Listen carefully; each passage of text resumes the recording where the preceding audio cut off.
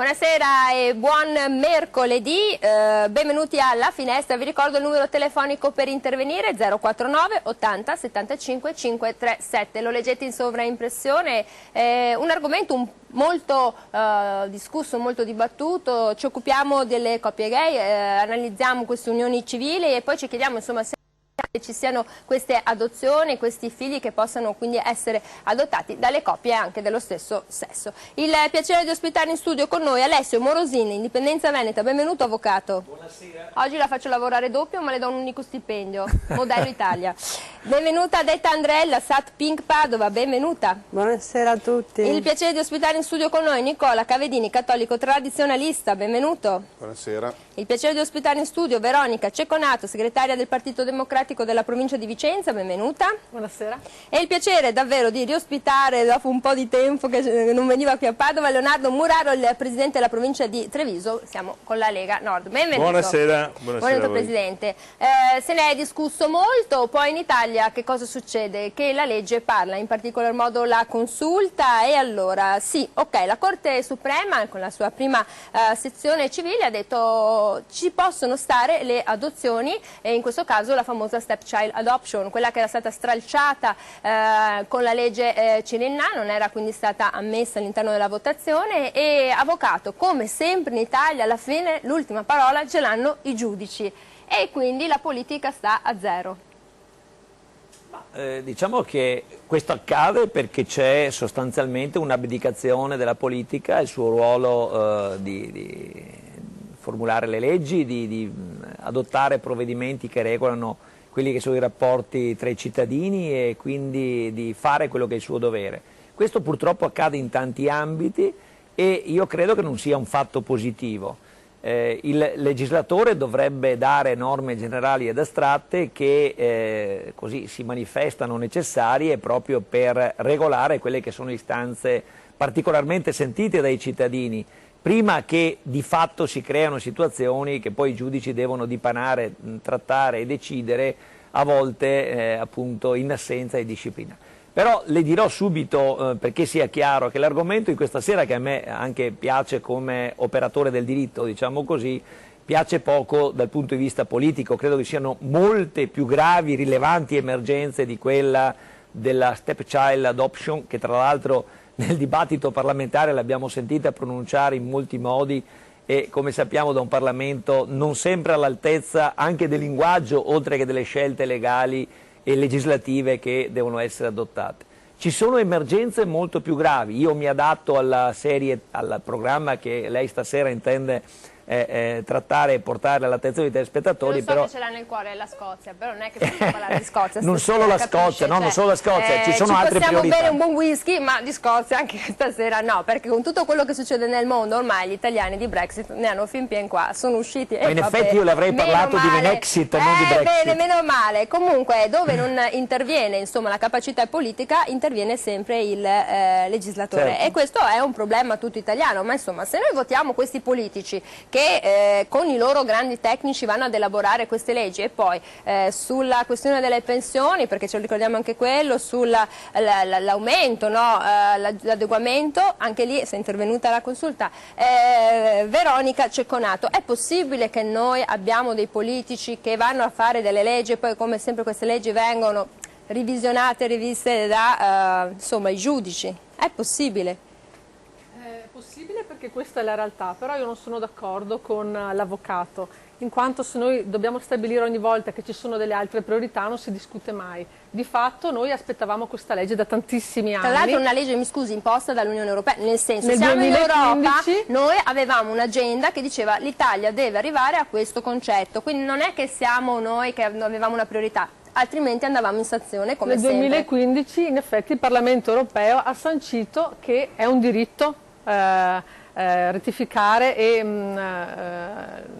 dare la possibilità alle coppie gay di potersi unire ed avere gli stessi diritti che hanno le coppie eterosessuali.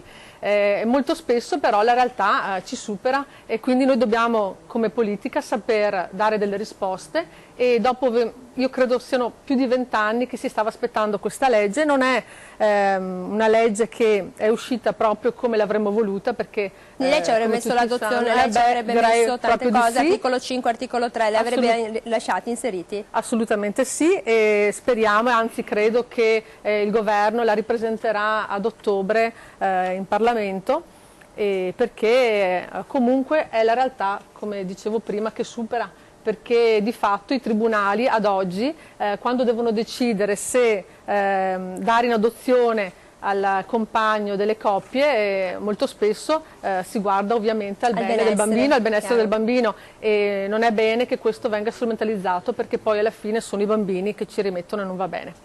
Quindi insomma la scelta della consulta è stata quella di tutelare il minore, quindi in questo caso l'interesse della persona che più è in difficoltà, quindi viene a meno per un lutto il compagno, la compagna in questa coppia, e quindi l'interesse del minore è predominante, prevale. Muraro, se lei fosse sindaco, ma tanto lei comunque rappresenta sempre questa carica istituzionale, lei sposerebbe queste coppie gay? Ma io ho fatto di matrimoni. Perché siamo in rodaggio dal 5 giugno, siamo in rodaggio dal 5 giugno. Mi sono stati chiesti da amici, per cui con autorizzazione del sindaco del comune ho avuto anche il piacere di svolgere i matrimoni. E devo dire che ho fatto sempre matrimoni tradizionalisti tra un uomo e una donna. È un tema che sicuramente sta affascinando un po' il contesto di un'area, io credo anche abbastanza definita nel nostro paese. E io condivido che questa attitudine, queste normative devono essere relazionate direttamente in maniera un po' più celere, perché sicuramente è un tema che da tanti anni sta soffrendo, come tanti altri temi stanno soffrendo nel nostro Paese, ma però credo che non abbia quelle priorità assolute che in questo momento ci sono. Noi sappiamo bene che negli ultimi 3 mesi siamo aumentati a 2.320 miliardi di debito pubblico, il debito pubblico continua ad aumentare e stiamo qui a parlare, a perdere tutta la primavera per queste problematiche. Ancora adesso siamo in presenza di non dico un blocco, ma un rallentamento giuridico, normativo, legislativo da parte del Parlamento su un tema importantissimo. Io condivido che è giusto che ci siano da parte di queste persone, che siano 2 uomini, che siano 2 donne, la possibilità di avere una certezza. Non mi ha risposto, li sposerebbe o no? Perché alcuni sindaci del io li sposerei sicuramente sì, se loro contenti loro, contento anch'io. Nel mio ruolo istituzionale, se quello è il mio ruolo istituzionale, li sposerei senza nessun problema. Quindi questi problemi non ci sono. Lei dice che il Parlamento aveva tante cose da fare, si è persa sì, il debito pubblico sta andando avanti, abbiamo problemi legati al sistema della riforma Fornero, abbiamo problemi legati alla riorganizzazione non solo del lavoro ma dell'occupazione nel nostro Paese, e purtroppo stiamo sempre ricorrendo delle questioni, non dico di voli pindalici abbastanza forse superficiali, una parola molto molto forte, ma credo che non siano la priorità. Ma quando si parla dell'amore e del benessere delle persone non è una cosa superficiale, sì, un buon cittadino che in una condizione psicofisica e sentimentale ci sono migliaia di giovani che non hanno un posto di lavoro, sono costretti ad uscire dal nostro paese dopo che questo Stato ha investito miliardi di euro nella formazione scolastica di questi ragazzi, e adesso questo patrimonio che abbiamo prende la borsa e va ad portare le proprie conoscenze in giro per il mondo, non ritornando all'investimento che è stato fatto dal Paese. Credo che queste siano delle priorità che vanno analizzate da questo Paese, che hanno una corsia preferenziale, dovrebbero avere una corsia preferenziale, la corsia preferenziale di migliaia di persone che sono gli esodati, che sono il problema del pensionistico di questo Paese, ci sono le priorità di quello che siano maggiori. Io le rispondo come ha detto Renzi, da qualche parte bisogna pure iniziare, si fanno le cose. Basta che inizi, perché è tanti anni che deve iniziare, ma non ha ancora iniziato. Basta vedere la riforma istituzionale che sta portando avanti un grande buco sull'acqua in termini assoluti. Nicola Cavedini, queste coppie vogliono dei figli, anzi diciamocela tutta, ci sono ogni anno 100 bambini che nascono anche grazie all'utero in affitto, e comunque ci sono circa, si calcola almeno 1 migliaio di bambini che vivono in queste coppie di fatto in cui i genitori sono dello stesso sesso. Per voi è qualcosa di non comune, mi piace questo termine perché... disgraziati, poveretti. Come i poveri disgraziati? Che non hanno un disgraziati? padre e una madre naturali. Comunque volevo dire che Uno dei tanti motivi per uscire dall'Unione Europea è anche quello del fatto che lo Stato italiano ha voluto recepire questo indirizzo di applicare anche in Italia appunto le unioni civili, che poi alla fine vuol dire il matrimonio tra omosessuali. Uno dei tanti motivi per seguire l'esempio dell'Inghilterra è anche questo, che secondo me è qualcosa di abbastanza scandaloso. Ma perché cioè, lei dice che non sono padre o madre, quello che sono, conta è l'amore, no? No, quello che conta è anche bisogna rispettare la natura, perché la natura dice una cosa, che c'è un padre, no, la natura e volevo ricordare cose. che l'ipocampo porta il cavalluccio marino, porta il cucciolo dentro la sua pancia ed è il maschio. Così avviene anche in natura in tante cose. No, glielo ricordo. L'uomo è una cosa più e l'ipocampo l'ha creato Dio, secondo le teorie. L'uomo è una cosa più complessa e diversa, un'anima, un morale, un'intelligenza, quindi non è che si possa fare questi paragoni che mi sembrano un po' fuori luogo. Comunque diciamo che è evidente che oltre al degrado che l'attuale classe politica sta facendo dal punto di vista economico, appunto il debito pubblico, c'è anche un degrado morale che va sottolineato. Questa è una linea ben precisa, dove non arriva la politica partitica, intervengono i giudici che fanno politica alla fine, perché poi alla fine... Ma lei cosa ci vede di male se due persone sono sposate e vogliono adottare un figlio, oppure vogliono adottare il figlio che hanno avuto da una precedente relazione? Due qual è il persone problema? sposate, uomo e Dello donna, stesso possono sesso. anche adottare, la cosa è perfettamente lecita, ma due persone dello stesso sesso secondo me si va Ma appunto secondo lei chi la stabilisce questa cosa? Cioè cos'è contro natura secondo la lei? natura stessa delle cose, cioè non è una questione neanche religiosa, è una questione di morale naturale, di etica naturale. Non bisogna qui invocare chissà quali teologi o basta la morale naturale. Qualsiasi persona di buon senso il Papa ha detto che sono io per giudicare un gay, cioè lui ha fatto comunque delle aperture, no, negli ultimi tempi. So che voi non riconoscete neanche l'attuale pontefice, delle volte anche il suo collega è abbastanza dubbioso sulla sua figura. San Paolo è abbastanza chiaro, poi si vuole contestare anche San Paolo, non lo so, dice che in paradiso di sicuro i sodomiti o i pederasti non ci entreranno, per cui è la morale naturale, non c'è bisogno, ripeto, di agganciarsi a chissà quale teologia. Qualsiasi persona di buon senso sa che la famiglia è fondata sul matrimonio tra uomo e donna, appunto, cioè non è che ci voglia qui chissà quale una laurea o... E questi bambini che sono nati? Purtroppo l'aberrazione della scienza, anche la scienza usata male produce anche queste cose qua, non è che il fatto stesso che io uso male una cosa la giustifico e do il diritto di esistere, che discorsi sono. I ladri se rubano non è che ci sono i ladri che rubano, sì, non è il fatto stesso che rubino e ci sono tanti ladri sia una cosa accettabile e giustificabile dal punto di vista del diritto, sempre ladri sono, punto. Vabbè, insomma, torniamo dopo la pubblicità e ho lasciato il meglio e Tandrella, che tra l'altro questa sera ci onora la presenza e ha rinunciato a una cosa importante della quale ci parlerà dopo, e lo anticipo, lo sportello trans. Lei dà delle indicazioni alle persone, insomma, del supporto a coloro le quali vogliono cambiare sesso. A dopo.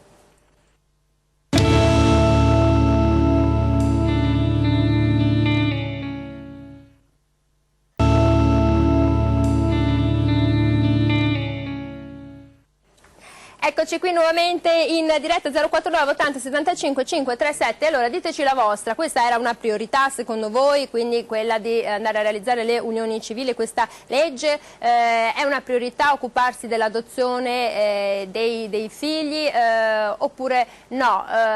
Comunque chiamateci, diteci la vostra opinione, che cosa ne pensate insomma dell'Italia che cambia, perché l'Italia sta cambiando molto, ci si sposa sempre di meno, si divorzia sempre di più, si è più maturi e ci sono 1 milione di conviventi che forse poi diventeranno coppie unioni civili, chi lo sa, perché anche c'è chi non andrà a dire io faccio parte di un'unione civile. Allora, e Tandrella, Sat Pink Padova intanto che cos'è? Allora, il Sat Pink Padova nasce 5 anni fa solo a Verona e da 1 anno a Padova, è il servizio accoglienza trans. È un servizio che noi abbiamo aperto perché le persone trans hanno bisogno di essere in qualche modo supportate in un percorso che è un percorso ad ostacoli molto serio. Nonostante l'Italia abbia una legge che nel momento in cui è stata emanata era l'1982, era una legge avanzatissima e consente questa cosa che molte persone reputano strana, ma non è così, consente alle persone che nascono, che si sentono di essere nate nel genere sbagliato, di cambiare il loro genere di appartenenza. E noi accogliamo queste persone, abbiamo un servizio molto vasto che va dalla prima accoglienza, quindi con un'intervista sulle necessità della persona, passa attraverso la psicologa, gli endocrinologi, i chirurghi, il supporto legale, per arrivare alla fine alla totale transizione da un genere all'altro per la persona che lo desidera. Senta, quanto passa in questo viaggio? Perché poi è un viaggio di questa persona, no? È un viaggio molto lungo, è un viaggio molto lungo perché chiaramente le persone devono essere molto e pienamente consapevoli di quello che stanno facendo.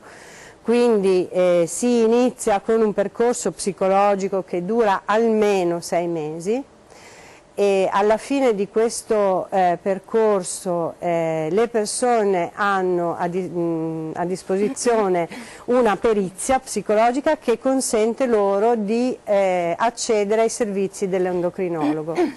A seguire, con perizia dell'endocrinologo, hanno la possibilità di accedere al tribunale, il quale tribunale ha 2 sentenze da emettere. Una è l'accesso agli interventi chirurgici, cosa sulla quale noi stiamo discutendo molto e sulla quale in Parlamento c'è depositata una legge, perché noi non siamo convinti che sia indispensabile accedere agli interventi chirurgici per poter transitare da un genere all'altro.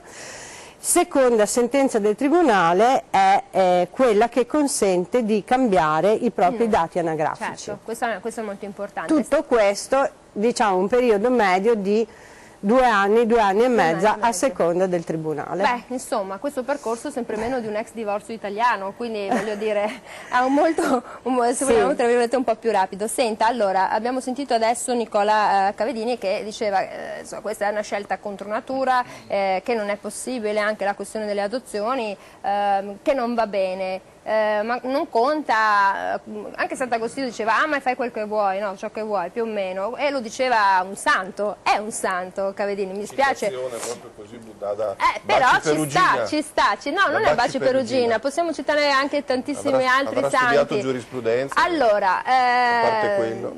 perché lui è più quando andava a Dippona, poi si è ricordato in tante cose. E allora, Tandrella, è possibile che ci sia qualcuno che giudichi cosa è naturale e cosa non è naturale, cosa è contro natura, cosa non lo è? Io credo che non sia giusto, non sia sano pensare che ci siano delle persone sbagliate. Credo che sia proprio un'aberrazione questa. Noi viviamo in un mondo in cui le persone fortunatamente sono tutte diverse. E stabilire chi è giusto e chi è sbagliato è una forma di terribile esclusione nei confronti del nostro prossimo. Io lo trovo veramente aberrante questo. Credo che le persone nella loro diversità debbano avere e gli debbano venire riconosciuti gli stessi diritti nel momento in cui vivono in un paese dove per esempio gli vengono riconosciuti gli stessi doveri, perché noi non dobbiamo dimenticare che le persone omosessuali vivono in questo paese, lavorano in questo paese, pagano le tasse in questo paese, contribuiscono a risanare il debito pubblico, lì volevamo arrivare. Quindi il fatto che si possa pensare che queste persone debbano avere solo dei doveri nei confronti della nostra società e non debbano avere anche riconosciuti i loro diritti, che principalmente sono diritti affettivi. A me piace pensare che le persone abbiano principalmente il diritto alla loro affettività, perché questo li porta a essere delle persone molto più disponibili nei confronti degli altri e della società e li porta anche a essere più disponibili a fare dei sacrifici per la società in cui vivono e lavorano.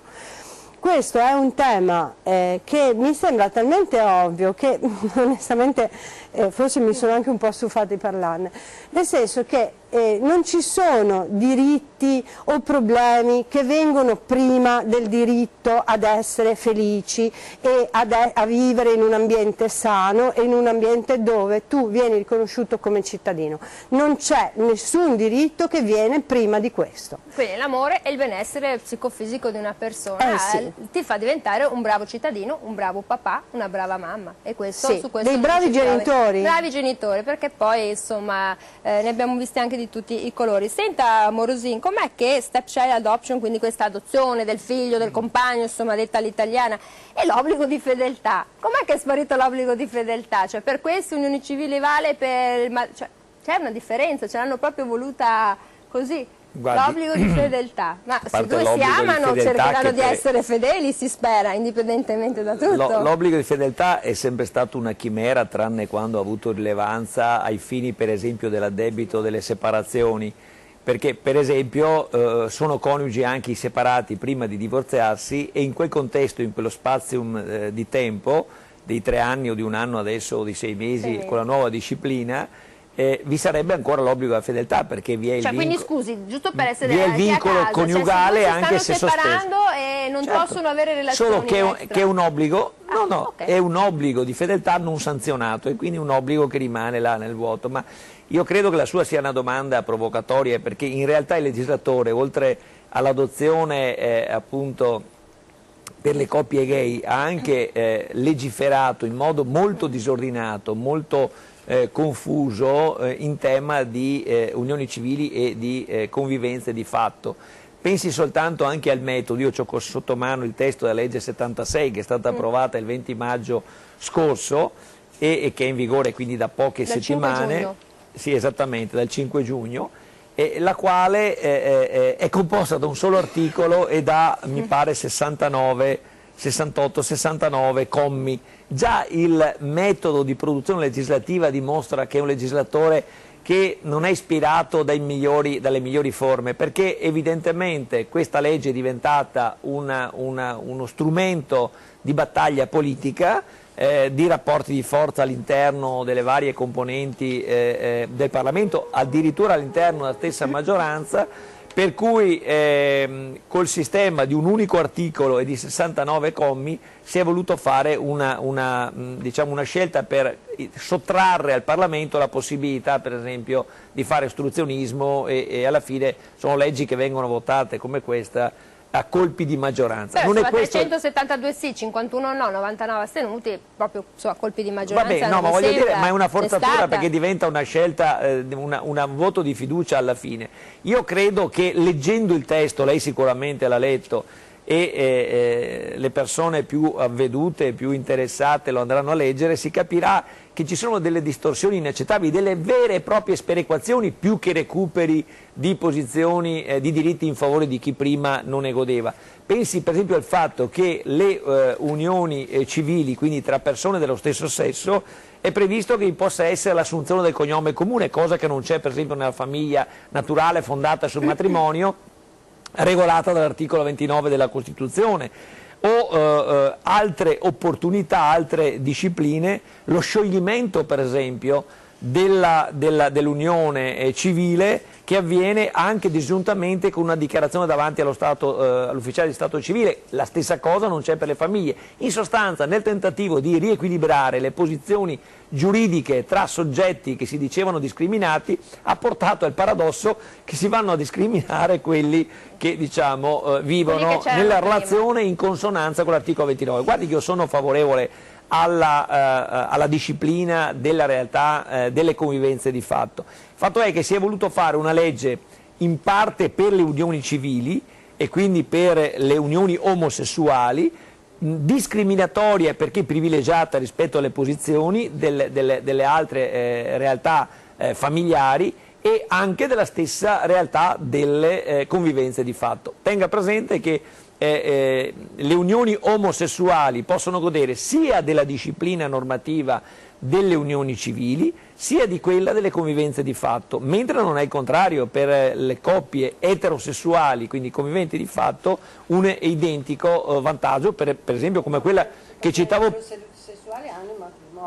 No, coppia di fatto parlo, sì, non matrimonio civile, di fatto. Le unioni civili sono di fatto, parlo quelle di fatto, che per esempio sì. sul cognome, come accennavo prima, quello non del hanno la cognome stessa è una- maggioranza. Poi sulla questione della reversibilità. Voglio dire, anche una lì c'è da legge rifletterci. che, ripeto, per quanto riguarda le convivenze di fatto, io ritenevo quanto mai opportuna, perché ormai sono tantissime le coppie che ci vengono anche da noi negli studi e dimostrano di essere un po' allo sbando, perché il momento dell'affettività, no? Della forza, della passione, della convivenza, porta poi, quando vi è un raffreddamento dei sentimenti, appunto della passione, ad avere situazioni di squilibrio all'interno della coppia di fatto e chiaramente di solito c'è una parte più debole che non ha tutele, una parte più forte che invece si trova a prevaricare. Questo andava corretto, però sulle unioni civili, così come l'abbiamo vista regolamentata, io ho dei forti dubbi, perché si è andati a oltre quello che era il giusto diritto di vedere riconosciuti, quantomeno rispettati, i diritti di coloro che hanno una sessualità diversa. Questo è. Allora, Cavedini, lei come la vive il fatto che un nato su 4 in Italia non ha genitori sposati? Cos'è? Non sono figli dell'amore, sono figli comunque di genitori di sesso diverso. Che, ripeto, l'indice purtroppo di questo processo di scristianizzazione e di demoralizzazione, che non è che rimonta a ieri, rimonta in decenni all'interno del quale si inserisce anche quello a cui accennava lei prima, cioè la crisi della Chiesa. Molto spesso i preti non ricordano più, non dicono più quella che è la verità cattolica, e tocca a noi laici, questi mostri tradizionalisti che devono ricordare quello che fino a 50-60 anni fa era un dato scontato, assodato e banale, il buon senso, perché ripeto, qui parliamo semplicemente di buon senso, che il matrimonio è il fondamento tra uomo e donna, il fondamento della società, che un bambino, un minore deve vivere all'interno di questo contesto, che non esiste nessun diritto all'affettività, che questa è un'invenzione così, vabbè, è una bella battuta. Non esiste diritto all'affettività. Ma che diritto è? Perché un bambino è una persona, non ha diritto di essere termini amata. generici, cosa vuol dire? Non vuol dire niente. Quindi voglio dire, purtroppo la scristianizzazione, la demoralizzazione della società, il libertinismo, che purtroppo è sotto gli occhi di tutti, cioè, porta anche a una gravissima crisi della famiglia. La cosa grave è che gli organismi politici, che dovrebbero invece cercare di dare una certa direttiva, favoriscono tutto questo. Cioè, ripeto, il ladro ha diritto a rubare.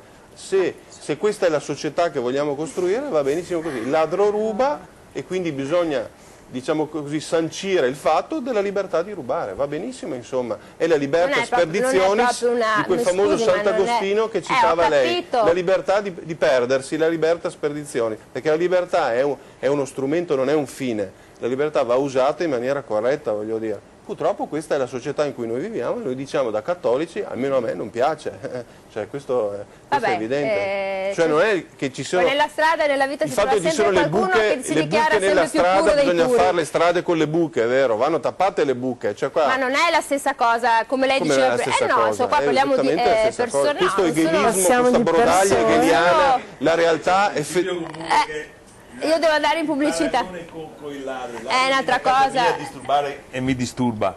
E sostanzialmente, se posso, magari gli tiro anche una cannonata. Ma se uno io fa se lo trovo molto offensivo che si paragonino delle persone omosessuali a dei ladri o a delle buche nelle strade, onestamente. Le persone... è veramente è un giudizio offensivo.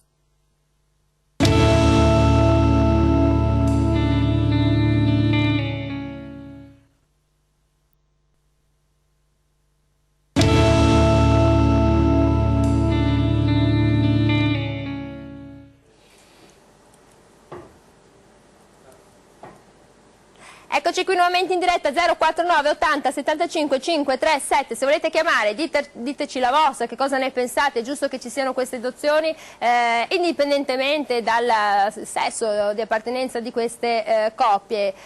Siamo qui, ve lo ripeto, 049 80 75 537. Cavedini, lei dice che sono situazioni nelle quali la libertà praticamente non conta, il concetto di libertà e il concetto di amore non contano.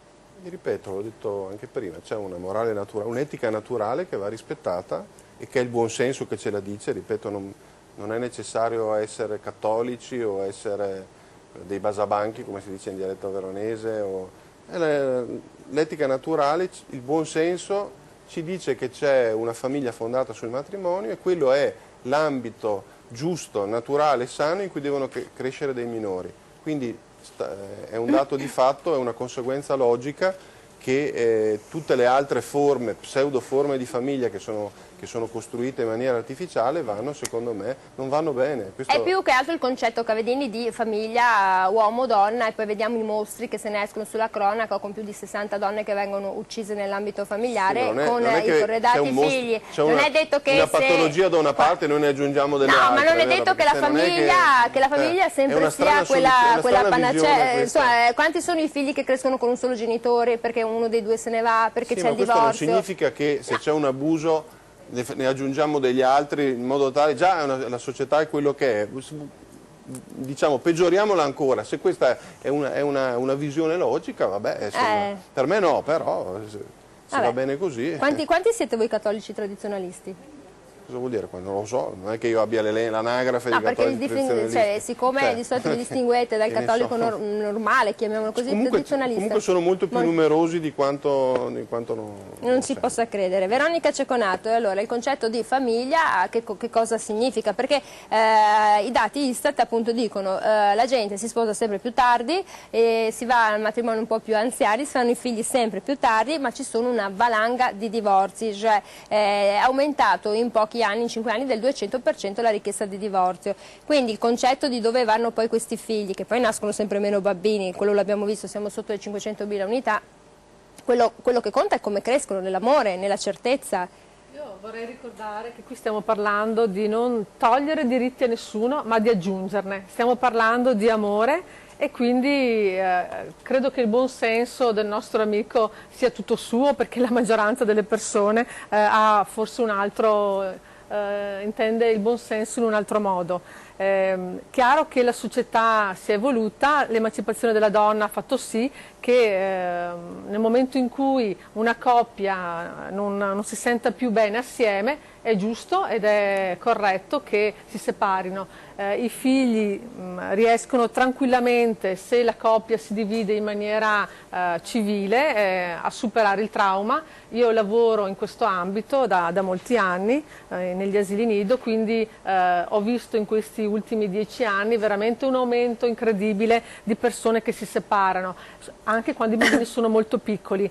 E secondo me è un bene nel momento in cui non si va più d'accordo a fare questo tipo di scelta, se si fa consapevolmente e tenendo presente l'amore verso i propri figli, perché altrimenti poi se la cosa si protrae troppo va a finire che soffrono molto di più, e anche se magari il genitore non se ne rende conto, sono molto sensibili, sono delle spugne e quindi assorbono anche tutto il malessere che c'è nella famiglia. Diventa un futuro cittadino molto più inquieto e che magari ha delle problematiche. Adesso io prendo una telefonata, però mi veniva in mente anche di tutti quegli italiani, padri di famiglia, che poi se ne sono andati a lavorare nelle miniere del Belgio, che i figli li vedevano gran poco ed era sempre un matrimonio tradizionale quello.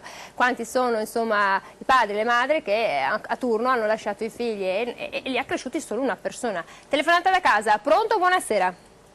Sì, buonasera. Mi chiamo Loris Mazzone, sono il presidente di un'associazione che si chiama Strada Libera e che si occupa della tutela dei diritti dei bambini. In merito all'argomento di questa sera, mi pare che il riferimento normativo sia uno slogan politico piuttosto che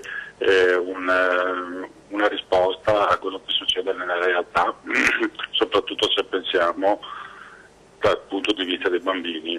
Oggi non è tanto il discorso, noi come associazione siamo favorevolissimi al discorso sessuale, gay e quant'altro, però il vero punto della questione è che nelle separazioni di oggi spesso un bambino viene completamente estromesso dal rapporto con l'altro genitore.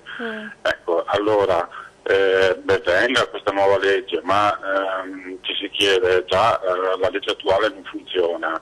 Un domani se una coppia gay o di donne si separa con un bambino, chi è il papà e chi è la mamma? A chi va l'affidamento esclusivo, condiviso? Già oggi in Italia i padri vengono continuamente, diciamo, sono quelli che gravati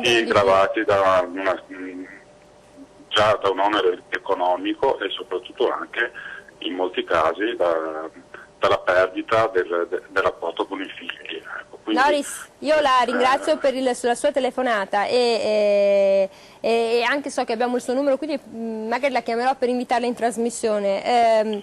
ma vengo ben volentieri, anche mi confrontai benissimo con le persone che sono. Ma certo, guardi, noi siamo qui, siamo tranquilli e trattiamo qualunque argomento perché è importante che la gente sappia, la conoscenza è la cosa più importante. Allora, la questione qui la va all'avvocato. Avvocato, è chiaro che succederà quello che succede con tutte le altre coppie, ci sarà l'affido congiunto oppure no, a seconda del personaggio che emerge poi anche nella sede, no, durante il divorzio. Guardi, bisogna anche dire un'altra cosa, che forse è opportuno, ma è un'esigenza condivisa da molti operatori del settore, che anche nelle aule giudiziarie, quindi nei tribunali, si comincia a pensare in termini di specializzazione, cioè di magistrati dedicati esclusivamente alla trattazione del tema specifico della famiglia, se vogliamo, o dei minori. E quindi è un bisogno che si avverte, perché talvolta vi sono delle decisioni che lasciano molto perplessi, anche recenti, e non solo dei giudici ordinari ma anche del giudice di legittimità, quindi del giudice delle leggi, ovvero della Corte di Cassazione, che non sempre adotta provvedimenti che sono comprensibili ai comuni cittadini. Talvolta io penso che la normativa non basta, ci vorrebbe proprio una specializzazione, ci vorrebbe una sensibilità particolare, e quando dico questo sto pensando non tanto alle coppie che si separano, quindi agli adulti, ma proprio ai bambini, ai minori, che anche per procedure non abbastanza sollecite, non sufficientemente rapide, non adeguatamente assistite dai servizi sociali laddove vi è una situazione di minor tutela, si protraggono ed evolvono con grave pregiudizio, ripeto, per i minori. Questo è un auspicio, ripeto, che il legislatore non ha ancora fatto proprio, e anzi l'ulteriore normativa che è stata emanata sul tema dimostra una volontà sicuramente di entrare su queste tematiche, ma non una visione chiara. Vabbè, insomma, come sempre c'è la legge, mancano gli strumenti spesso per applicarli, come abbiamo visto su tantissime altre cose. Ma cosa stiamo aspettando? Che questi bambini poi crescano con non delle difficoltà ma delle carenze anche affettive, perché è giusto che ci sia la possibilità di avere tanto quanto il papà quanto la mamma. Muraro, questione molto importante che si è sollevata poi subito dopo con la legge, la questione dell'utero in affitto, perché abbiamo visto il caso di Niki Vendola e qua ognuno ha espresso la propria posizione più compatta, e poi soprattutto il gruppo delle donne, indipendentemente dalla corrente politica, nel condannare questa pratica. Però insomma ogni anno nascono tantissimi bambini con questa, negli Stati Uniti 2000 bambini all'anno, e pensate che il 10% di questi bambini comunque tecnicamente se ne va in Italia, diciamola così. Ma se da una parte io posso condividere certe azioni che vengono fatte, come queste normative sulle coppie gay o su due donne che si mettono insieme, l'affidamento dei bambini, questo siamo un tema, credo che sia un po' particolare, che dovrebbe essere affrontato con più attenzione, perché stiamo esondando che quelle che sono un po' delle condizioni normali che dovrebbero avere più certezza nell'esplicitare queste considerazioni. Io credo che nella globalità, anche all'interno della medicina e della ricerca, ci sono i grandi professori che con le tecnologie e con i metodi del giorno d'oggi riescono a creare delle condizioni di clonaggio di persone o di cellule o della medicina che qualche anno fa non esistevano.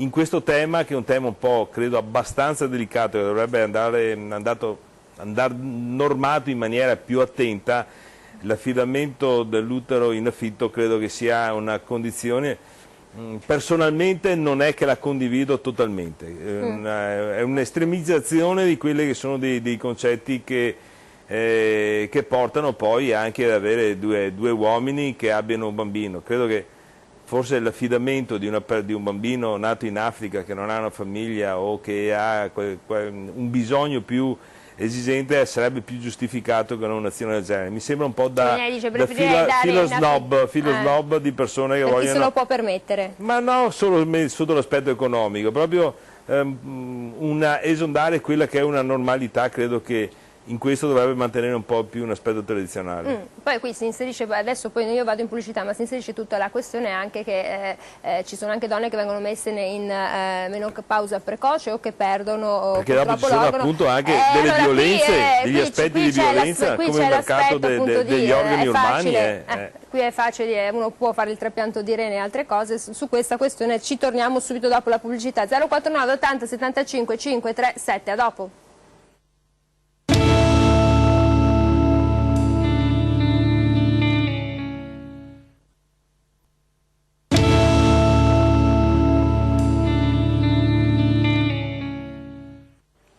Eccoci qui nuovamente in diretta 049 80 75 537, se volete dirci la vostra, che cosa ne pensate, siete d'accordo quindi alla fine che persone dello stesso sesso si possano sposare tranquillamente, che abbiano gli stessi diritti e gli stessi doveri e che possano quindi anche adottare dei figli.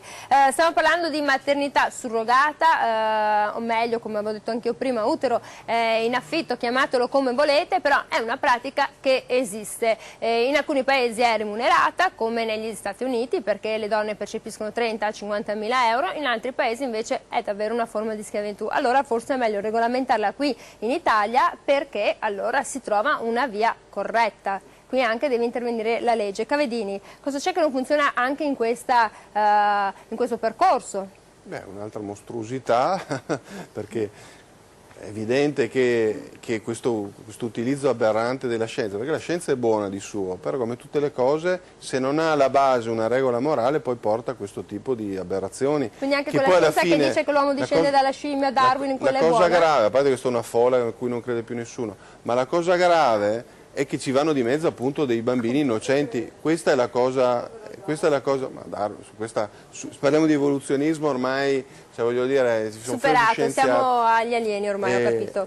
Esattamente, al famoso cos'era ippocampo famoso. Cavalluccio marino, ma anche la lumaca. Cavallo di battaglia. Al suo perché. Dunque diciamo appunto che secondo me è evidente che se noi vogliamo aggiungere patologie sociali alle patologie sociali, va bene anche l'utero in affitto, poi sarà qualcos'altro, è chiaro che, ripeto, bisogna ritornare al buon senso. Ma se lei avesse avuto il desiderio di fare dei figli e sua moglie per una qualche grave patologia non avesse potuto fare dei figli o avesse dovuto subire una isterectomia in età molto giovane, a quel punto non sarebbe lei ricorso a un utero in affitto, perché visto che si è sposato con l'obiettivo di fare dei figli, accoglierò qualunque figlio che Dio mi manda. Voglio dire, se io volevo comprarmi una Ferrari e non avevo i soldi, prendo la pistola e vado a prendere la Ferrari. Il solito ragionamento che non... Cioè c'è questa cosa del ladro. Appunto, ci sono delle regole morali che vanno rispettate, cioè ci sono delle regole, non si può vivere soltanto pensando che non esista nulla, che non esista nessun limite, che siamo onnipotenti. Solo Dio è onnipotente, noi non siamo onnipotenti, noi dobbiamo tutti morire un giorno, dobbiamo rendere conto di quello che facciamo. Questa è la brutta realtà della... qui, certamente, qui adesso, sulla terra, in questo momento, non è che dobbiamo morire e poi renderemo conto a qualcuno certo che magari non esiste e allora possiamo permetterci di fare tutte le porcate che vogliamo e di negare la vita, di negare gli affetti, di negare le persone. È fortissimo questo, il fatto di credere un al di là, che ci sia qualcuno che ci giudicherà. Guarda tutti i preti che mettono le mani addosso ai ragazzini, infatti quelli sono condannabili a Dio, chiaramente, in maniera molto... rendere conto qui, no, a Dio. Io sono d'accordo. Se non esiste Dio, gli è andata benissimo.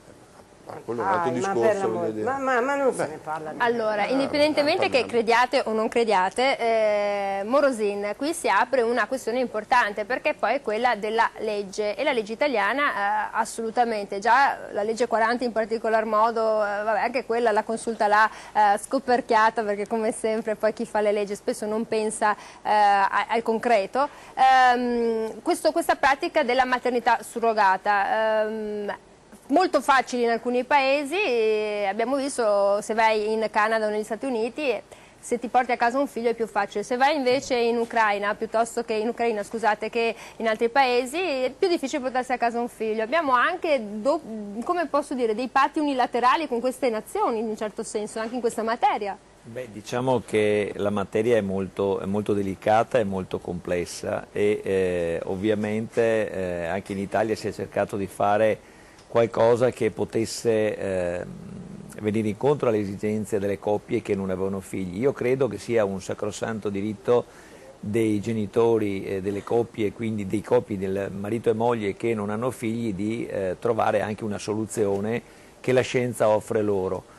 Sono meno convinto, come dicevo prima, delle coppie omosessuali che cercano un figlio attraverso questa forma di,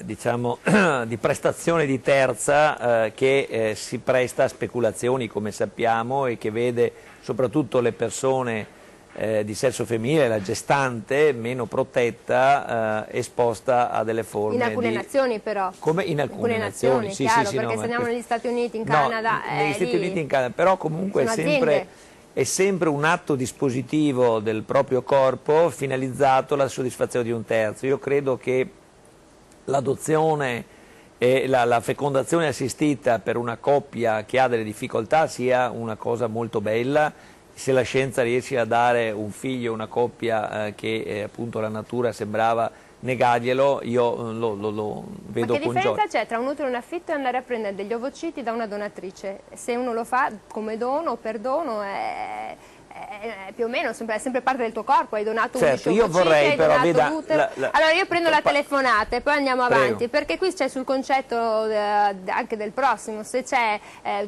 qualcuno che vuole farlo di sua spontanea volontà, solo una battuta, allora, una battuta proprio telegrafica. Io vorrei che chi nasce sapesse, avesse la possibilità di sapere da dove viene. Ecco, però se sono questa è una cosa sacrosanta. Questo è importante. Sì, ma non sempre questa obiettivo. Prendiamo la telefonata, pronto? Buonasera. Nei paesi civili, ma non pronto? sempre la legge. Pronto? Sì, pronto. Pronto, buonasera. Buonasera. L'aspetto è talmente vasto, è talmente, non so, da mille sfaccettature che, non so, dico una cosa, che indipendentemente dal discorso religioso, perché uno potrebbe dire io non credo in nulla e perciò va bene tutto, però dico anche diciamo, gli studiosi dell'evoluzione umana, della teoria, della pedagogia, cioè dicono, anzi la natura stessa ti indica, cioè, che un bambino nasce da maschio e femmina. Cioè da lì la natura stessa ti indica qual è, diciamo, l'aspetto migliore per far sì che questa creatura innocente nasca e possa crescere con l'equilibrio, diciamo, che la natura stessa ti dà.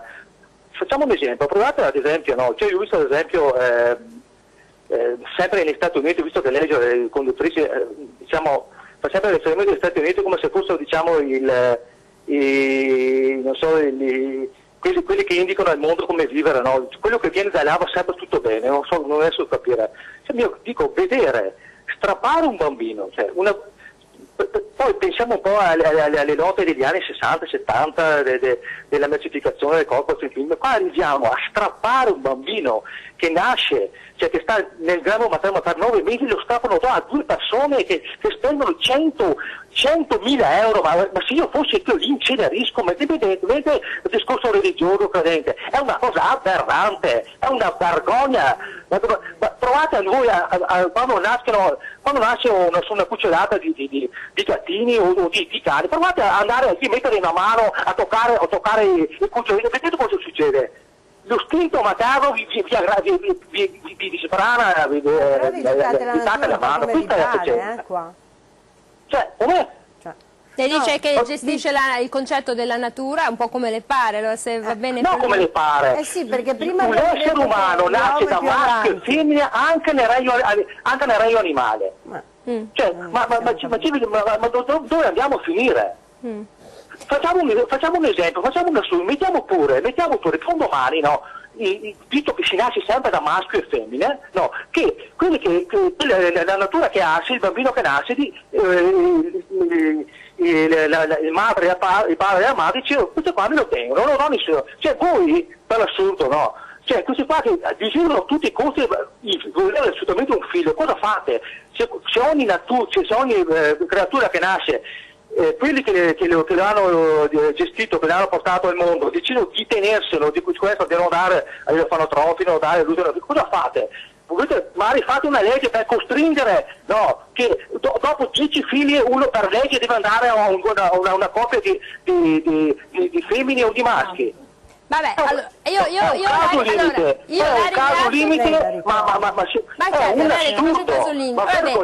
la ringrazio per il suo punto di vista. No, di essere discriminati. Allora, io la ringrazio per il suo punto, porti pazienza, ma devo andare avanti. 049 80 75 537, diteci la vostra. Morsin cosa voleva dire? C'era qualcosa che non tornava sulla questione prima della maternità surrogata? No, dicevo che è una materia molto delicata sulla quale bisogna usare sempre la massima prudenza e sensibilità, questo volevo dire, e che purtroppo bisogna evitare la mercificazione dei gameti, come bisogna evitare la mercificazione dell'affitto,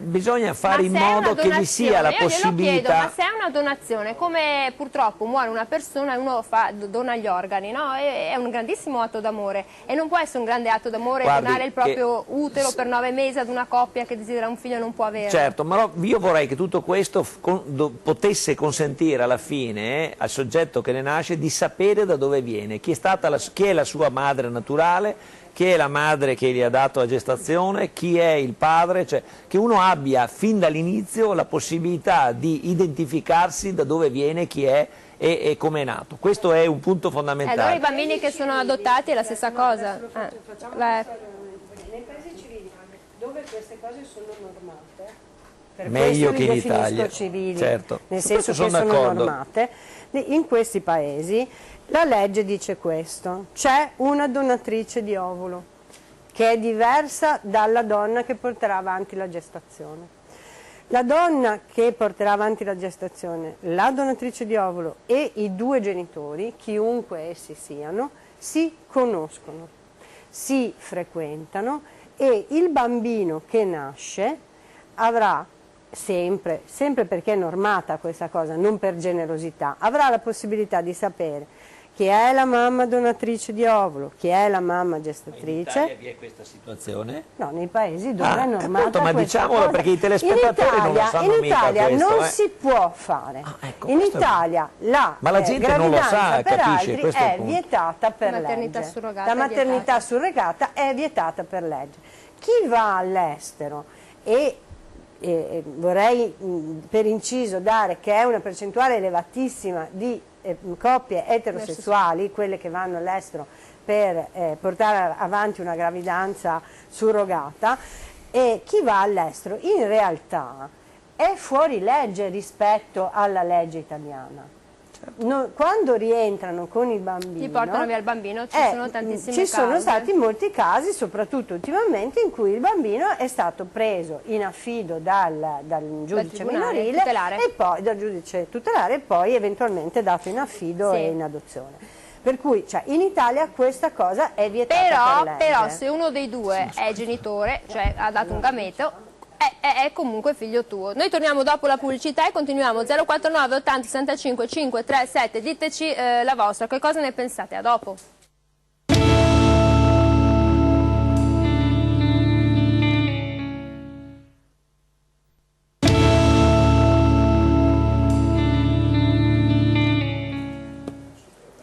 È chiaro che quando si parla di maternità surrogata si apre ovviamente un vaso di Pandora.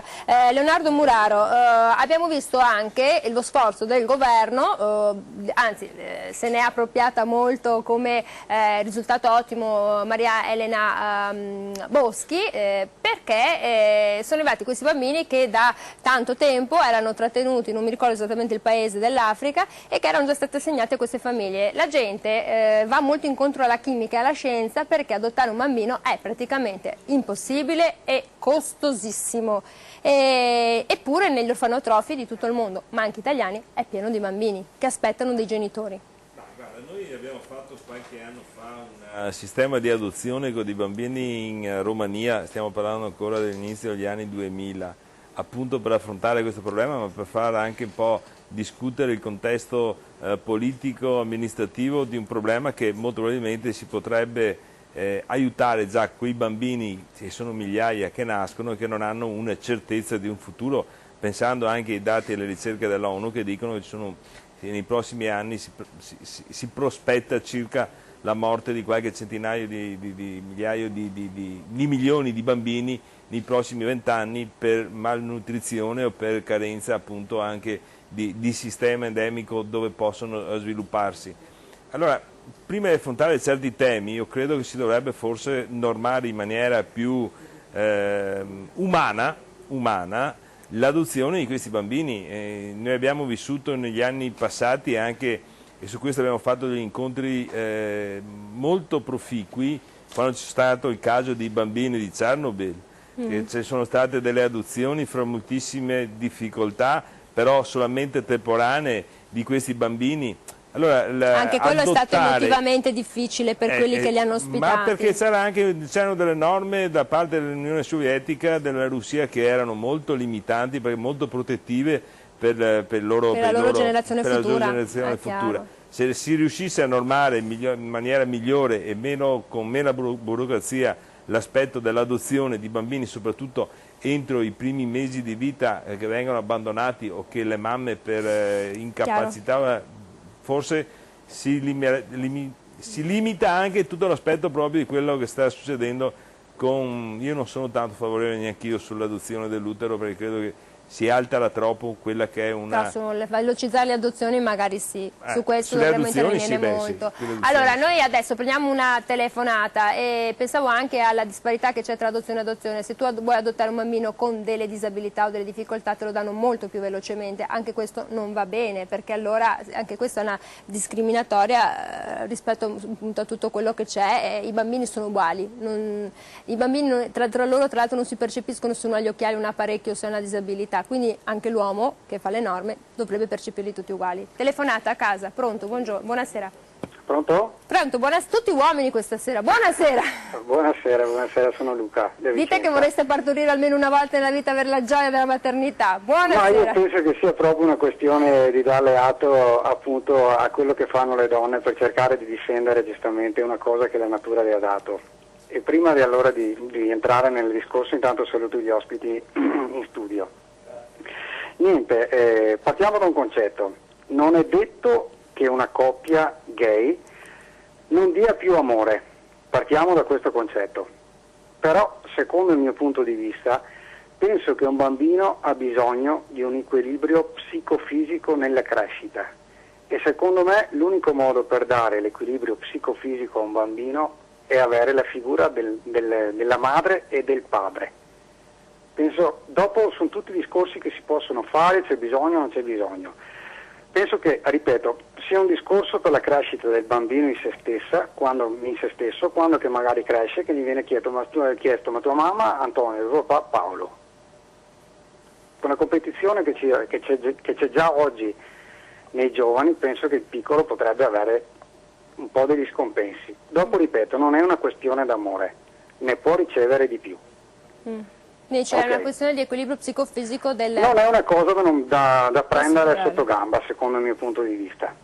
Chiaro, grazie davvero per il suo intervento. Allora, Veronica Ceconato, è una questione anche di equilibrio psicofisico, forse non abbiamo noi una società, allo stato attuale, in grado di supportare questo, ci manca un background culturale, una capacità cognitiva, chiamiamola così.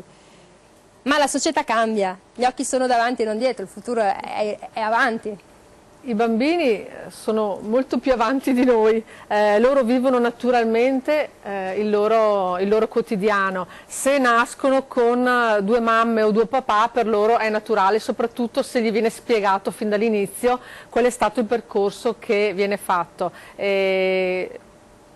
I bambini hanno bisogno e hanno diritto di affetto. Io credo che queste coppie, proprio perché l'hanno cercato, l'hanno voluto, possono dare molto più affetto e molto più amore di tantissime altre coppie. Noi dobbiamo sapere anche interpretare la realtà e se ci sono dei bambini che hanno una mamma e non hanno più un papà perché questa mamma ha ritenuto che il suo percorso non era più quello e quindi si è innamorato o comunque vuole più bene ad un'altra donna oppure un uomo ad un altro uomo, è giusto che questo bambino abbia una continuità effettiva e quindi è opportuno. Lei dice l'equilibrio psicofisico si crea, del bambino si crea anche così. Certo, loro imparano molto velocemente e aspirano l'ambiente familiare, se gli viene spiegato loro accettano e non hanno nessun tipo di problema. Siamo noi adulti che ci facciamo molti problemi dove non ci sono. Sì, è come la distinzione che dicevo, a me è capitato di vedere un bambino che mi ha detto ma quel bambino è diverso da te, no? Perché? Perché porta gli occhiali? No, perché ha i capelli biondi, cioè i bambini non fanno caso solo agli occhiali l'apparecchio, ma si fissano magari anche su altre cose. Noi torniamo dopo la pubblicità 049 80 75 537, continuate a chiamarci, a dopo.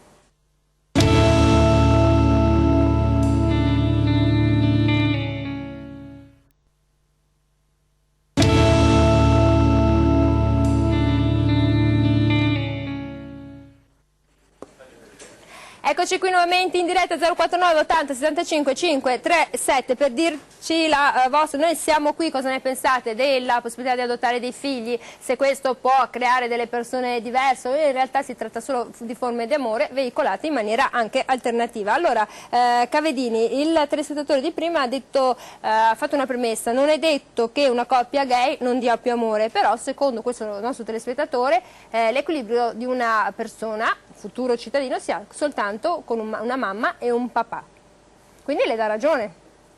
Non è che dà ragione a me, dà ragione alla natura delle cose, cioè non è che qui si pretende di aver ragione, è la natura stessa delle cose che vuole così, cioè l'amore è un concetto così fumoso, generico, poi concretamente cosa significa? Significa educare qualcuno che costa sacrificio e il modo migliore per educare qualcuno, come è stato fatto per secoli, come sarà fatto ancora nonostante queste normative aberranti, è che ci sia una famiglia tradizionale fatta da uomo e donna, all'interno della quale ovviamente il padre e la madre devono essere educatori, voglio dire, se sono persone o scorrette o immorali, è evidente che poi l'educazione fallisce, questo non è che ci voglia chissà che per capire questo, però bisogna inserire in questo contesto la vita che nasce, il minore che è un soggetto debole e quindi il soggetto debole a maggior ragione ha un diritto e un dovere di essere educato in maniera corretta, cosa che la nostra società dovrebbe fare e che purtroppo spesso non fa, affiancando, anzi addirittura sostenendo la tesi, come si è visto anche in questi minuti, che addirittura la famiglia che non è famiglia è migliore della famiglia naturale, che questa è l'assurdità completa a cui si arriva, no? Cioè, anziché favorire che si torni, se possibile, a una visione tradizionale della famiglia, si dice no, siccome la famiglia tradizionale è fallita perché c'è il divorzio, perché c'è l'aborto, perché ci sono le separazioni, perché uno non si sposa, allora favoriamo quello che non è famiglia. È veramente un rovesciamento di principi. Guarda che l'aborto c'è perché sono leggi dello Stato, sì, va bene, dai cittadini, sì, si salva la vita a un sacco di donne perché poi si andava a fare gli aborti clandestini, donne che morivano con infezioni. Allora favoriamo quello che non è, quindi questa è l'assurdità, veramente il rovesciamento di quella che è la natura stessa delle cose. Ma questo cosa c'entra? c'entra con quello che è la libertà? Perché allora bisogna che mi spieghi qual è il suo concetto di libertà?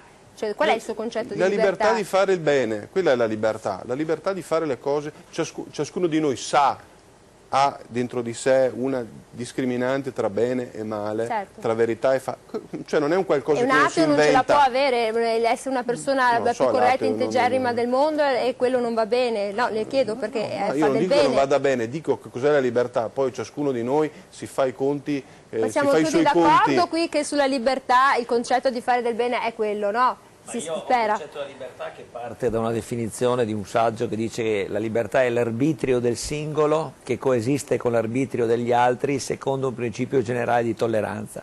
Cioè vuol dire il massimo del massimo, quindi che non deve privare agli altri la possibilità di avere il massimo del massimo della libertà. Però secondo un principio di tolleranza. Io credo comunque, per esprimere un concetto, che quello che ha detto il telespettatore di prima sia un'affermazione molto saggia, cioè l'amore può essere dato da chiunque, anche probabilmente da una coppia di uomini o una coppia di donne rispetto a un bambino che loro vanno ad adottare, ma è certo che l'uomo e la donna come genitori, come figure appunto di genere diverso possono dare a un bambino che cresce un'immagine, un equilibrio sicuramente più adatto, più idoneo per crescere nel modo migliore. Non è solo questione di affetto, ma è questione anche appunto di equilibrio psicofisico, come si diceva, e le figure del maschio e della femmina, quindi del papà e della mamma, sono due figure sicuramente molto rilevanti nella crescita equilibrata di un bambino.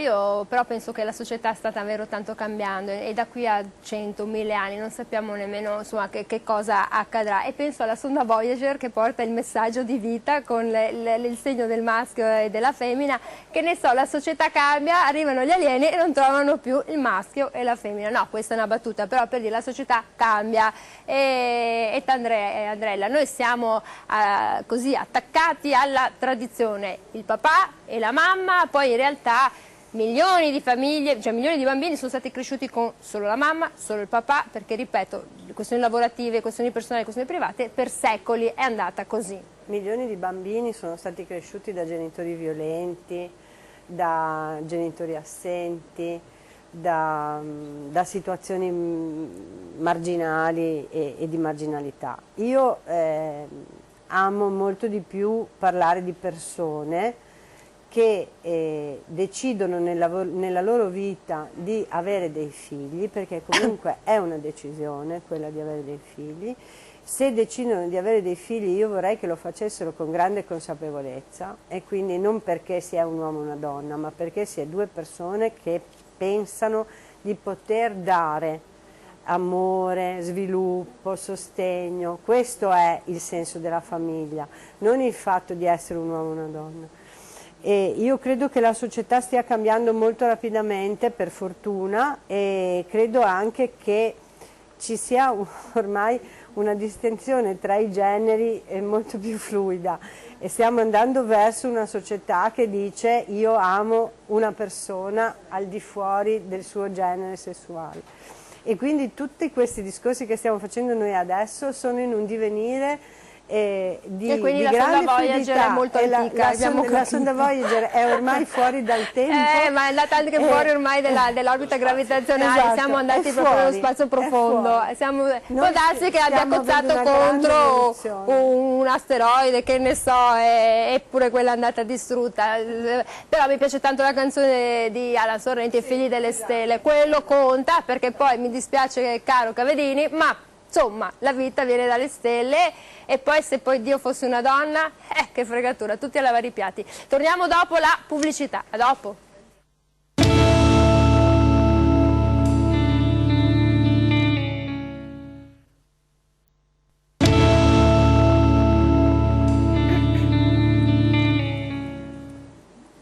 Eccoci qui nuovamente in diretta, 049 80 75 537, se volete dirci la vostra, che cosa ne pensate sulla possibilità di adottare dei figli da parte delle coppie dello stesso sesso, o la possibilità di utilizzare anche una madre surrogata. Insomma, la società italiana sta davvero molto cambiando. Cavedini, la società abbiamo visto sta cambiando e quindi ci si ritroverà in un mondo totalmente diverso da quello che lei immagina per un prossimo futuro, perché è nella natura umana che le cose iniziano e finiscono. No, è nella natura umana che le cose possano iniziare e finiscono. Perché lei pensa che nel prossimo futuro ancora ci sarà questo controllo? No, ma la natura umana è quella, non si cambia, cioè non è che sempre quella è, quella rimane. 2000 anni fa, fra 2000 anni, per quanti sforzi ci si possa mettere per far passare per cose morali quelle che sono cose immorali, mi dispiace per voi, ma non cambierà nulla. Sempre uomo-donna, sempre matrimonio, sempre quella. Lo so che è dura, lo so che è difficile, ma è così. E quel giorno che verrà elaborata la partogenesi?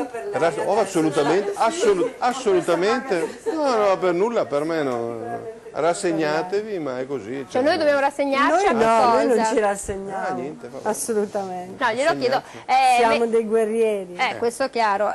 Figuriamoci poi nel momento in cui dovesse proprio andarsi a definire la partogenesi, cioè la possibilità da parte delle donne di riprodursi da sole, e poi stiamo freschi.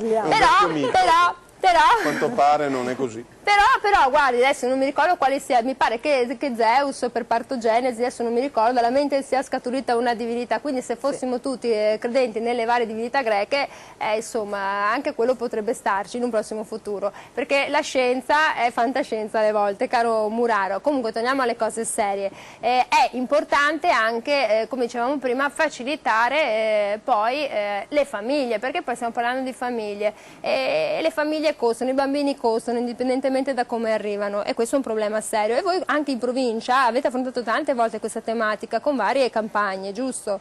Per aiutare e sostenere le famiglie, perché che tu abbia 1, 2, 3, 4 figli, l'importante è poterli garantire, oltre che il benessere psicofisico, anche un sostegno economico, e siamo anche lì messi molto male. Anche quella è una sonda Voyager che viaggia nell'oltrespazio. Ma io credo che la sonda sia l'espressione di una cultura, di un mondo che è cresciuto e che ha portato in parte benessere, non ha risolto tutti i problemi, ma però il concetto credo dobbiamo analizzarlo passo per passo. Io posso condividere, pochi giorni fa è stata fatta anche una manifestazione di persone omosessuali, di gay a Treviso, nella massima espressione di democrazia, hanno fatto la loro manifestazione ed è stata una cosa anche simpatica. Queste sono le manifestazioni che io ritengo siano importanti anche per queste persone. L'aspetto della famiglia credo che è la cosa più importante se guardiamo il futuro della nostra collettività.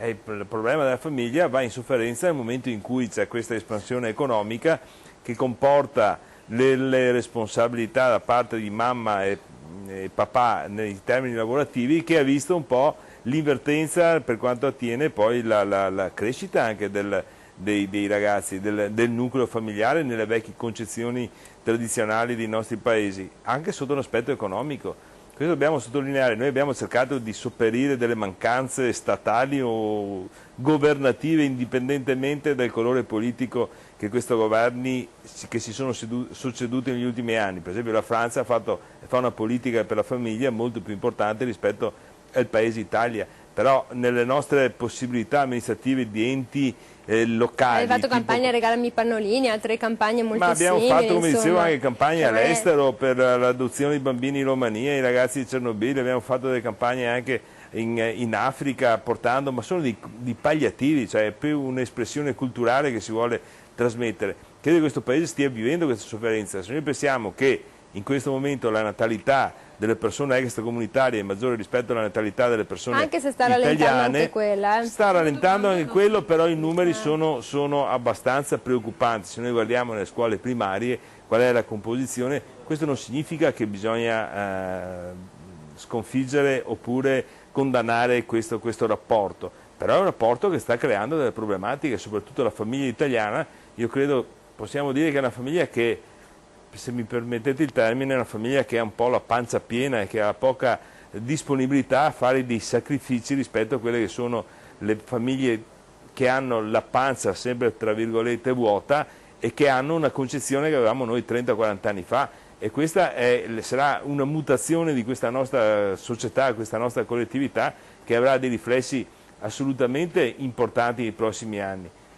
Sull'aspetto del surrogato, della madre surrogata, noi siamo riusciti a sconfiggere anche la comunità europea che voleva fare il surrogato del cioccolato. Io mi auguro si possa anche non fare il surrogato della madre. Andiamo con calma sotto questo aspetto qua. Beh, allora, sta di fatto che questo è importante, indipendentemente da chi sarà la generazione italiana futura, ci siano i soldi per fare poi questi figli, perché pancia piena, pancia vuota, bisogna tenerli su bene i figli costano davvero tanto, giusto Veronica Ceconato? E allora mi pare che la Lorenzina ha detto: vi diamo tanti bonus.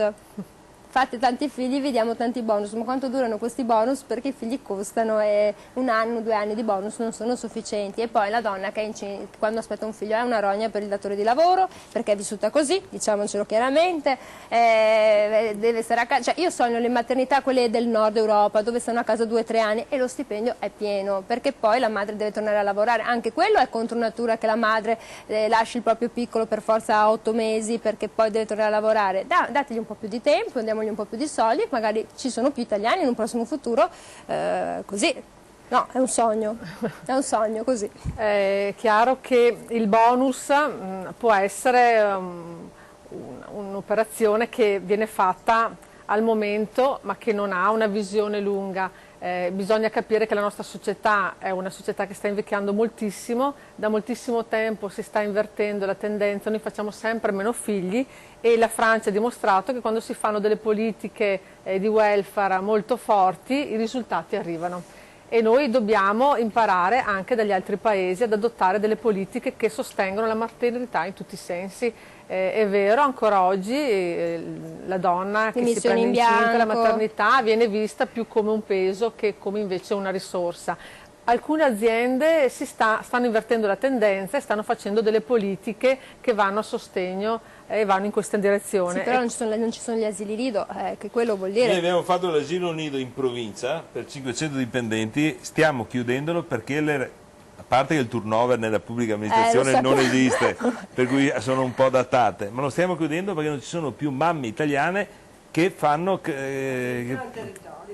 L'abbiamo aperto il territorio, no, però anche qua è difficile. Io posso parlare per esperienza diretta che laddove vengono fatti gli asili nido e c'è un ottimo connubio tra pubblico e privato, io gestisco un asilo nido aziendale e comunale, gestisco anche un asilo nido privato, anche un asilo nido statale e nel momento in cui c'è un ottimo connubio, nel momento in cui anche la Regione, allora la Regione non sostiene gli asili nido aziendali perché fino a qualche anno fa dava contributi in conto capitale per la realizzazione, ma poi di fatto tutta la spesa di gestione di un asilo nido che è molto elevata, perché stiamo parlando dai 700 euro ai 1000 euro a bambino a mese, viene direttamente tutta a carico o del datore di lavoro o della famiglia e questo è chiaro che non è sostenibile. Laddove i prezzi e i costi degli asili nido sono molto più bassi, vedi Emilia Romagna, ce ne sono molti di più e sono molto più frequentati, quindi è importante anche capire che si possono fare gli asili nido, ma se le rette sono insostenibili per le famiglie... È chiaro che uno si licenzia perché dice mi conviene stare a casa con mio figlio perché se devo pagare più di quello che prendo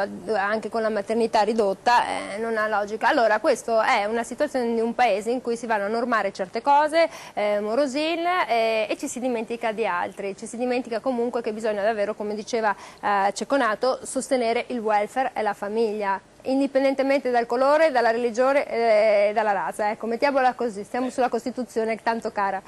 Sì, visto che stasera abbiamo parlato di unioni civili, ma soprattutto di convivenze di fatto, che a me pare più interessante, quella delle convivenze di fatto, che peraltro non esclude le convivenze omosessuali, io credo che con la legge che è entrata in vigore da poco siano state fatte anche delle cose buone, finalmente fatte delle cose buone. Pensi per esempio che i conviventi di fatto oggi sono tutelati e vi è la possibilità per esempio di subentrare nel rapporto locatizio quando uno viene a mancare, di permanere nel godimento dell'immobile quando uno dei due coniugi che ha la proprietà del bene viene a mancare, l'altro può rimanere fino a 2, 3, anche 5 anni, nel massimo di 5 anni dopo la morte, come è una cosa che era anche recentemente dibattuta ancora in giurisprudenza e non risolta, il diritto all'indennizzo in caso di morte per fatto illecito di terzo, esempio l'incidente stradale mortale, viene ammazzato.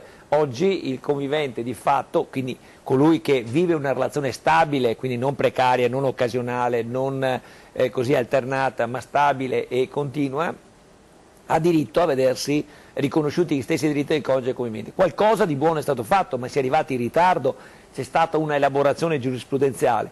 Diciamo però che alla fin fine del ragionamento che si faceva anche da chi è intervenuto prima di me è che non vi sono mezzi di sostegno adeguati, tutele e agevolazioni adeguate per le famiglie, quindi per i minori, e purtroppo questo è il dato drammatico, che molti anche non si sposano perché il matrimonio è costoso, perché i figli sono costosissimi, perché non vi è un'agevolazione adeguata, un sostegno appunto alle famiglie e alla neonatalità come il momento richiederebbe. E tra l'altro ci sono, mi pare, in Italia 4-5 milioni di minori, quindi di età, varie fasce d'età, che vivono sotto la soglia di povertà. Questo è un dato che ci deve drammatico fare riflettere. Allora io vado in conclusione, però vorrei che Eta Andrella mostrasse questa locandina, questa brochure, Depliant, chiamatelo come volete, che lei ha a disposizione. E perché? Perché comunque nella vita è meglio essere informati, sapere che ci sono tante opportunità e che ci sono anche dei centri dove vi possono ascoltare.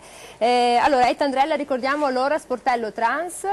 Sportello Trans a Velocissimo, Padova, in Corso Garibaldi, presso il Circolo Arcigay. Il numero di telefono è 342 631 8831. Allora. Ci siamo tutti mercoledì. Ecco, tranne questa sera che ha fatto un atto di fede, me lo passi Cavedini, è venuta qui da noi e quindi ci ha raccontato questo, perché è importante, se c'è a casa una famiglia il cui bambino esprime anche questo, è anche giusto che ci sia qualcuno, sono psicologi, persone preparate, espertissime, che possono ascoltare. Io non so, credo che siamo arrivati alla fine, i miei colleghi mi fanno sì, siamo arrivati alla fine della fine, e non è il giudizio universale, ma è la fine della trasmissione. È arrivato l'imbrunire, sono arrivate le stelle, io ringrazio Alessio Morosini, Dipendenza Veneta, tutto Scozia. Grazie a Detta Andrella, Sat Pink Padova, Grazie, per essere stata qui con buonasera. noi. Grazie a Nicola Cavedini, cattolico tradizionalista, per essere stato con noi. Grazie a Veronica Cecconato, segretaria del Partito Democratico della provincia di Vicenza. E insomma, quanti bambini è che lei gestisce? Mi dica, Dolce. 120. Coraggio, auguri. E grazie a Leonardo Murar, presidente della provincia di Treviso, della Lega Nord, per essere stato con noi. Arrivederci. Grazie.